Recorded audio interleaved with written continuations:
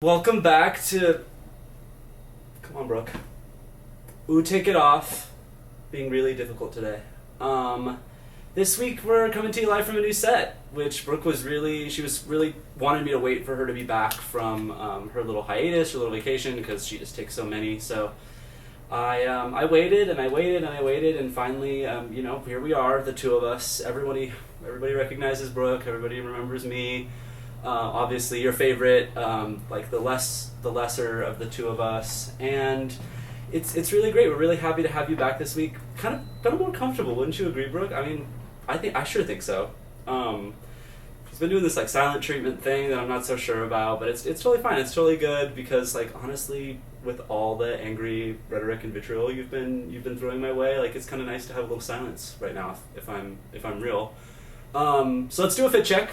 As per usual, I've been wearing a lot of flip-flops recently, which, I can be the first one to level with you and say it may be an aggressive choice on my part, because walking around New York City with just the tootsies out it's a lot. It's a lot.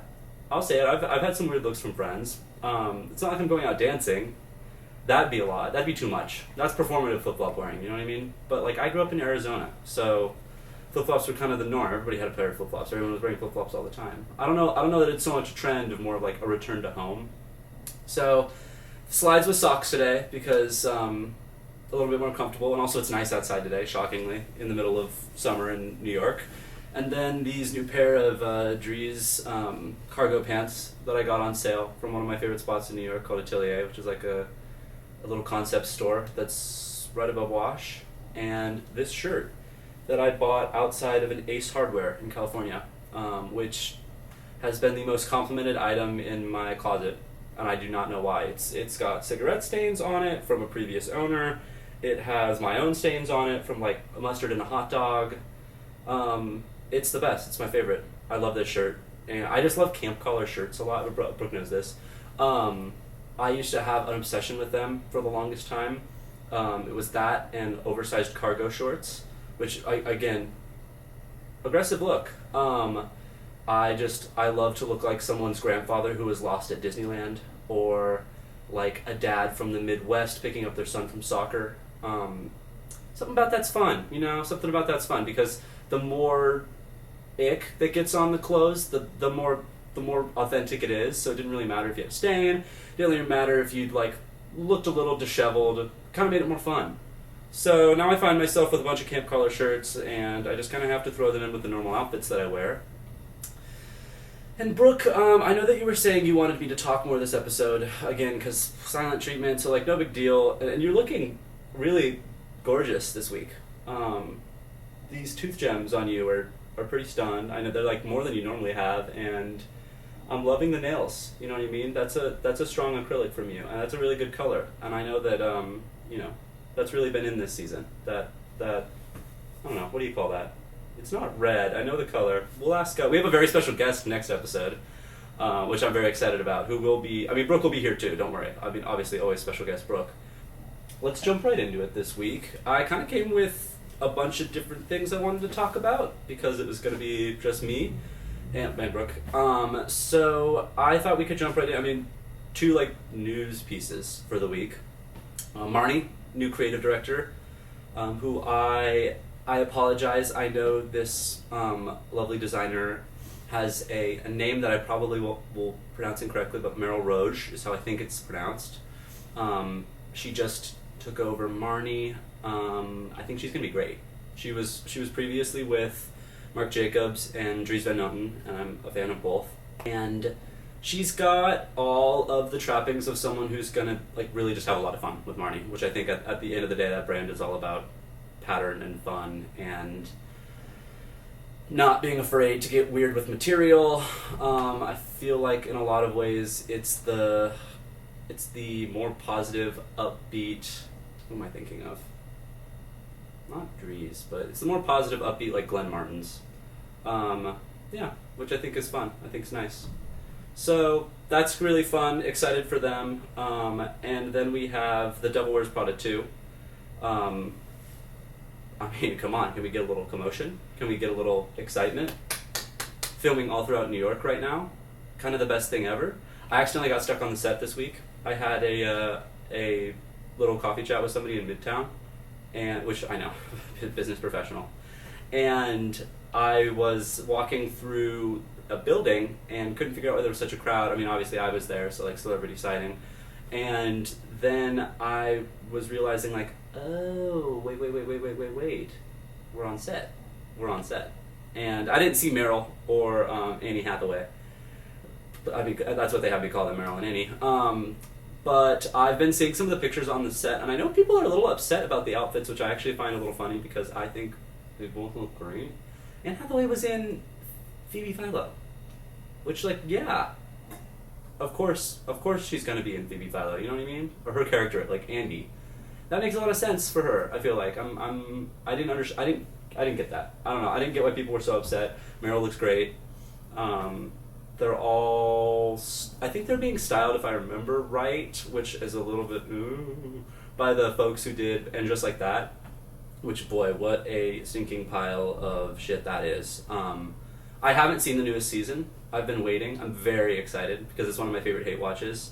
I just really settle in with like a good cup of tea and an evening full of a heart of anger and embrace it. I embrace what's happening on my television screen. For those of you who don't know, not even a spoiler because they don't know themselves, this season one of the characters' fathers who had passed away came back to life. Came back to life, not like a Lazarus situation, but came back to life like, we forgot we killed him off last season and we think you won't notice. So I'm thrilled to really hop into whatever's going on there. They have Carrie Bradshaw dressed up as some sort of strawberry shortcake type character in one episode, wandering around Washington Square Park. Sure. The bummer is that what made Carrie so cool on the original seasons, in my opinion, was that it was weird, but it wasn't. Carrie's not camp. I don't know. Carrie's still chic at her core, in my opinion. That's always how I saw the character. And so I was bummed when they made her so out to lunch style-wise in the new show. It's not quirky. It's bad shit. She looks insane. And it's just like not the sort of, I don't know, it's a lot of misses for me, unfortunately. I think, and now I'm going to blank on the original stylist's name or costume designer's name for the show. I think it was Pat thing, which I'm embarrassed about because I think I've written an article about this person. But she just knew how to throw in enough odd to make the character work, but not feel cartoonish. And Carrie feels cartoonish now, which sucks. Because Carrie's not really a cartoonish character in my mind. She's weird. She's a weird, odd character, but she's cool. She's super cool. I mean, don't we all have a friend who's shown up wearing 2 different color shoes somewhere? Or, I mean, I do have that friend, and I feel like you do too. And that's not cartoonish, you can't decide which one you want to wear, so you wear both. I think it's cool. I always thought Carrie was such a cool character, so it was a bummer to me to see them make her into this. I mean, she's always been a lot, but make her into something obnoxious, which I wasn't too excited about. That kind of takes care of my 2 bits of, recent news. Then I want to, dive into some more, like, generally speaking, evergreen stuff. Because I know, Brooke's here, but she just doesn't really have any news to update us on, which is okay. It's okay, Brooke. We understand. We get that you're, you're busy. You're really busy just, like, being on vacation and kicking back and taking it easy. So, like, I'll take over. I wanted to talk about how I shop, like a philosophy on dressing a little bit, which we've talked about before in the past. And then I also wanted to talk about styling. And I don't know if I'm going to get through all these things, but I'm definitely going to get through some of them. So I figure why not jump into styling a little bit. I have noticed a lot just in terms of online, like Instagram type situations, that there's been a bigger and bigger conversation, not just among like styling folks, or I guess fashion folks generally speaking, but the greater fashion community or people who engage in fashion. They've been talking a lot more about styling, which I think is interesting. And I think it comes on the heels of like some really styling heavy shows. or just shows where like the clothing's beautiful, but the clothing doesn't speak as much for itself as like the interesting styling that's been going down the runway. I think especially like YSL has been a really good example of that, with their tucked in ties, and they've had some very weird ways of wearing riding boots, like high riding boots. And also, obviously, J.W. Anderson, forever. I think like the king of odd styling, along with maybe some Dries thrown in there. And I've noticed a lot more people. Oh, and the skull scarf coming back, of course. I think a lot of people have been styling that Alexander McQueen skull scarf in very interesting ways. I have always been frustrated by people who take the route of being lazy with styling, but just have really beautiful clothes are really beautiful clothes. And I think if you have a budget for it, then you can be like quote unquote stylish because you've just paid your way into it. But I'm so much more interested in people who have really interesting sense of style and the way that they actually put together an outfit. I think that styling is what pushes someone who has like the mind for fashion into being a lot more interesting and fascinating, or like texturally interesting to look at.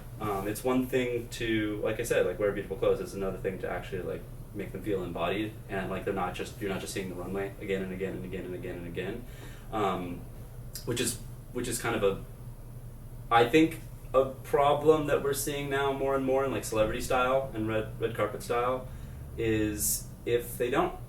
A lot of people have a good stylist who has access to a lot of different clothing and brands and relationships at a lot of different houses, but unfortunately the way they're wearing some of this clothing is unoriginal. It's just kind of like you're seeing walking down the runway, or maybe in the worst kind of case, like a worse version of what just walked down the runway. So it's exciting when you get to see someone who's wearing great clothing in a way that feels true to them. I think like a really good example of this, and I don't know, she's definitely a full runway diva, but Dula Peep, Miss Dua Lipa, she wears a lot of like full runway pieces, but makes them look very her, which I think is admirable. Or if she's not wearing a full runway look, it's styled with a bunch of different pieces and it feels very natural. And I know she still has a stylist who's putting this together, but it feels very natural. I think another great example is like La Roche and Zendaya. She's definitely is a full runway set, but looks not forced, which is really nice. I always think in terms of styling, what's really important is remembering if it feels a little funky, lean into it.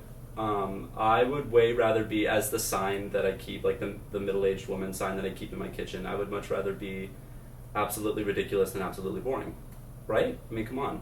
What would you prefer, to be the person who was memorable for looking insane at a party, or to be completely glossed over?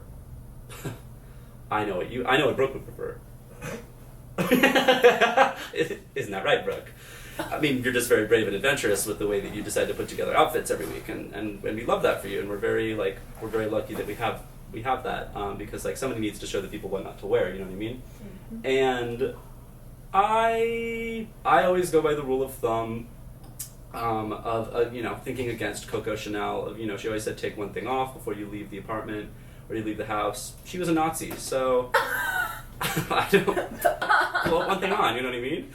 I think that we've all been following the rules of authoritarian styling for too long, and we need to get a little more crazy with it, a little more fun with it. So put a couple more things on. You don't need to be a maximalist. You know what I mean? It's nobody's having a lot of fun with their clothing anymore. We're all buying $600 flip-flops from the row, and I wish I was. I mean, if I had the disposable budget for $600 flip-flops, we would have gotten a Brooke cutout. Honestly, we would have had more budget for that. But, and I lost my train of thought, but that's okay. But with styling, what's important is it feels like you. It shouldn't just feel like some sort of regurgitation of a TikTok trend that you saw, which, I don't know, it's fine. It's fine if that's how we're dipping our toe into fashion, but as a 35-year-old woman, why are you doing mob wife, Maybe we should just have, like, our own sense of style, and put that on trial, because it's okay also to still be figuring out your sense of style. I know I change it up a lot, every year. I've always said that, like, generally speaking, it's really helpful to put together a couple, and I think this is the gal who runs Tibi, Tubi, not the streaming service where I'm pretty sure you can smoke inside. Tweet of the week, by the way. And there was a great little quote in this book that she has on styling, if I remember right. And there, by the way, that whole Instagram account, like TIBBI, I think is the name of the brand, has great like classes on styling. I'm so glad I remembered this, that I've been meaning to watch, so I can't really endorse them, but I trust the founder. She's super chic. And she put out this book that they just did a re-release of, or like an edition to. And the book has this great point about coming up with like a couple of adjectives that like boil down to describe your style. I have a sentence because I didn't keep it that short, but I would say like, I look like, I don't know, somebody from the Southwest or a cowboy who got lost in the city for a bit too long. Today I'm giving a little bit more fear and loathing in Las Vegas. I'm looking at myself in the monitor. Oh good, I've had like a big old gap in my hair the whole time. I mean, you all hate me anyway, so what does it matter? But I think it's good to get a couple of describing words that boil down, and then, again, not my advice, the Tibby person, then you can look at your closet, and if something doesn't fit in with one of those three words, one of those three describers, then it's probably not you. And that's okay, but we've got to build our own brand. We've got to build our own image. You don't want to be the boring trend girl forever, you know what I mean? You don't want to be the boring Bushwick boy forever, because I've seen many such cases. A lot of you walking down the street, a lot of you've got your beat, and I respect it. I respect the little non-matchy arm tattoos, the buzz cut that you all think you're rocking, and some of you are, some of you, it's not genuine. It's not earned. Some of you, it's Addison Rae smoking a cigarette. You know what I mean? Mm-hmm. I know. I know. And so I just think like, better to be a fake Bushwick boy or better to be a genuine person? And I think we all know the answer to that question, which is better to be a genuine person. Why not have a little? Why not feel a little weird with it? Have a little weird style. Because if I see one more pair of, and I'm an offender of jorts, of oversized jorts, which I've worn on this show more than once. If I see one more pair of oversized jorts and you don't mean it, it's like when you wear a cowboy hat and you don't mean it. Ooh, it wore you. It wore you. Save a horse, ride a cowboy. It wore you.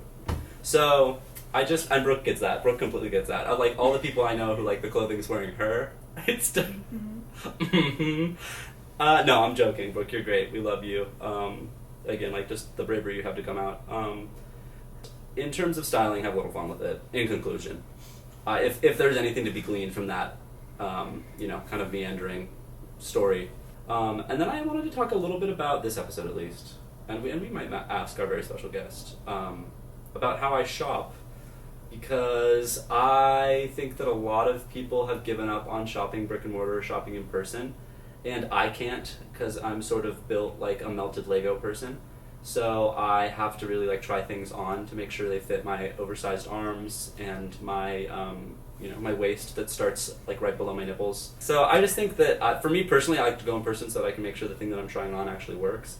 Like these, for example, I probably need to get them hemmed. I would not have known that had I gone into the store to try them on before I got them.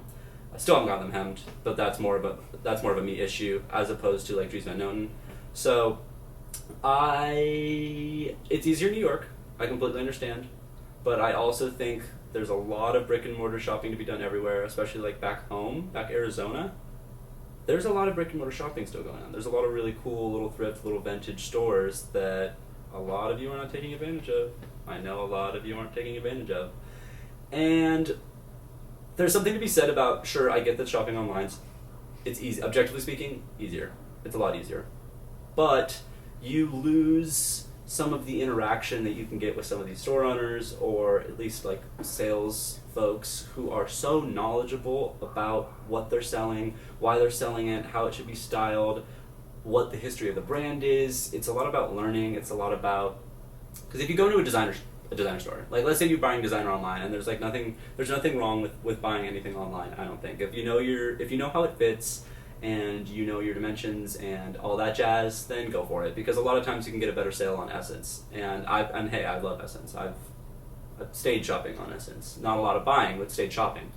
And if you have that all figured out, great. But if you don't, there's something to be said about going into a designer store and like letting the salesperson really take you through like, this is the new season, this is why it's coming out, this is like our little spiel on the matter, this is what you might pair it with, this is how it might look good in your own closet. and you want to try it on and get a feel for how it looks on your body, because we love the row. Everybody loves the row, but some people wearing the row, you certainly do have a shapeless burlap sack over your body. So maybe it would have been better if we tried this on in person, and not sent out our assistant to go and buy 62 of the same sweater. So I think go in, engage, have a conversation. It's nice. And if you're vintage shopping, God, go in and talk to that person. You will have a 52-minute conversation about denim that you didn't even know you could have. There is so much to be learned about, just in terms of how things fit your body, things from different eras fit your body, especially with denim. Denim is one of my favorite things to talk about, because I think everyone should go out and have like a really in-depth jeans shopping experience. And I know that there's not opportunity for that everywhere, but I will say that most places I've been, you can find a thrift store, you can find someone selling denim, and selling denim who knows what they're selling. Whether that's at like a flea market, or it's a little vintage shop, or it's an Americana place. But it's cool to figure out what you like in a pair of jeans, whether that's vintage, salvage, the certain type of wash, the way it fits. If you become like really into Levi's, there are so many different parts of owning a pair of Levi's to figuring out like what works for you and what you like and what you want to look for. Go shop in person. We're missing out on also just the connection with other shoppers. You get to, it's a fashion show. That's one of my favorite parts about going out in like Soho or the Lower East Side, like Dimes. I mean, Dimes can be Dimes, but Soho at least, like you get to see people really trying to, like, they put on an outfit to go out and shop most times. So it's cool to see how people are wearing what, because a lot of those people are buying and can afford to buy from a lot of those stores. I like to do window shopping. It's fun and cheap. Great saving on money. But I like to wander in, and whether I'm buying something or not, each season I really do try to go into my favorite brands' shops and see how they've displayed it. I want to like touch the clothing, because a lot of what we're missing, as someone who consumes a lot of fashion, watches a lot of fashion shows, there is a portion that you miss by not actually seeing the clothing in person. And not everyone can see the clothing in person, so I feel like very spoiled, very lucky to live in New York. And if I'm not taking advantage of going in and getting to see how things lie and move and their weight in person, then you only get half the story. There's a reason that they let, journalists who are going to fashion shows in Paris, in Milan, in New York, go into the showroom afterward and like actually interact with and look at the clothing up close, because there's something extra you get out of that, especially with like a couture show. I know a lot of people, even Brooke and I, gave like a lot of flack to Demna this year for his last couture show in Paris for Balenciaga, which I still think was not great. It was very boring.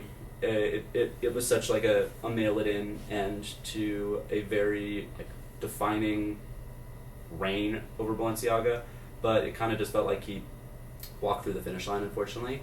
That's not to say that the construction wasn't beautiful for a lot of what he put down the runway for the couture show. And you wouldn't know that necessarily unless you really looked close at the garment, or you followed somebody who got to go into the showroom, or you just know that like 9 times out of 10 couture stuff is being constructed in a way that's maybe not getting across on camera, or like from a distance on camera. I think a really good example of that would be like Valentino a couple seasons back had this pair of denim that they sent down the couture runway, and it got some hate for a minute because it's like jeans aren't couture, which I disagree. But after the show, and you got to look a little closer, it wasn't denim, but it was a pair of pants that had been hand beaded with different colored beads to look like distressed and faded denim, which is crazy, and I cannot fathom how much time that must have taken someone to put together and make. But you wouldn't know it unless you got to really go up and check out the details. So I think there's really something to be said about going into the store, checking out the details, feeling the clothes. I wish more people would shop. I know that it's very hard for a lot of brick and mortar places to stay in. There's a lot of like concept stores opening up in New York, which I don't know if that's just a trend. I don't know how long some of these are going to last. God love them. But I think go and check them out. It's cool to be able to see some of this clothing in person, because especially in New York, we get places that stock a lot of weird stuff. If you have the opportunity to go into a Rick Owens store, that's a great example. If you have an opportunity to go and shop at a Rick Owens, do it. I've never bought something from them. I can't afford a $1,600 pair of black sneakers. Going in to that store is an experience in and of itself. It's so curated. And you know how I feel about Rick Owens. Or you don't. But I know how I feel about Rick Owens. I'm a huge fan, just because I think aesthetically speaking, he's so fascinating. I don't own any of his clothing, and I often think like a lot of his menswear is really hard to wear, on purpose, and it's very particular. But that store is so cool. It's so him, and the way that the clothing's set up, it really gives you a sense of like, oh, that's what we're going for. That's what we're going for. Because if your only exposure to Rick Owens is a 15-year-old boy in skinny jeans wearing it, then you're really only getting half the story. You know what I mean? We're not doing Untucked. So you've got to do both sides of the story. So did a little about shopping, did a little about dressing. I think we should probably talk about our Ooh Take It Off for the week. And who had that shit on. I know Brooke had a lot of opinions about this, but again, deciding to stay silent this episode, it's not a big deal. Hateful is the word I would use to describe Brooke this week, but not a big deal. It's not a big deal at all. Again, she's going to, in all seriousness, she's going to maim me when she's back from vacation and realizes I've decided to film on the couch. I was asked to film on the couch by our lovely producer, Millie. Not going to take any blame for that. I'm sure I will still take flack for it next week. But, you know, should have been here, I guess, so, joke's on you. But who had it on this week? Okay, I know I saved some people down who I felt like had that shit on. What was my favorite, though? Because there was a lot of great outfittery happening just in terms of people I follow on the Instagram. I'm gonna say, I mean, one of my favorite fashion folks who I always think has that shit on would be the Prophet Pizza, Rachel Tashjian. I'm probably mispronouncing that name. I apologize, but you had that shit on for me this week. And who needs to take it off? Oh, Devil Wears Prada had that shit on this week. I'm not gonna stand down from that. I really think they look sick. They look really cool. And who didn't have that shit on? I think the Ooh Take It Off is really maybe just Brooke this week, unfortunately. Kind of a flop of a look for you. That green with that nail. We love a bold color, but I don't think you're carrying as much as you think you are, and like, we love the tooth gems. So the tooth gems kind of redeem you, and you're doing like a little Vivienne Westwood punk thing with these baby, what do they call those pins? You know those? Safety pins? Thank you, with those safety pins. So that's okay. Tolerating all of you, really, truly. You've put me out this week. My fans, loving my fans. But I hope you all have a great week. Next week when you see me, I'll be wearing the same outfit, and it's not because it's been filmed in the same day. Obviously, that wouldn't happen. It's because I just decided that this outfit looked really great, and I wanted to wear it 2 weeks in a row. So, I know we're not allowed to swear really on these podcasts, but I almost wanted to tell you to go. You know what I was going to say. But I love you all. You're the best, and thanks for watching. Thanks for tuning in, and I hope you hope you enjoy our guest as much as I enjoy our guest. She's the best. And Brooke's going to still be here, contributing not much as per usual, but tolerating you. See you next week.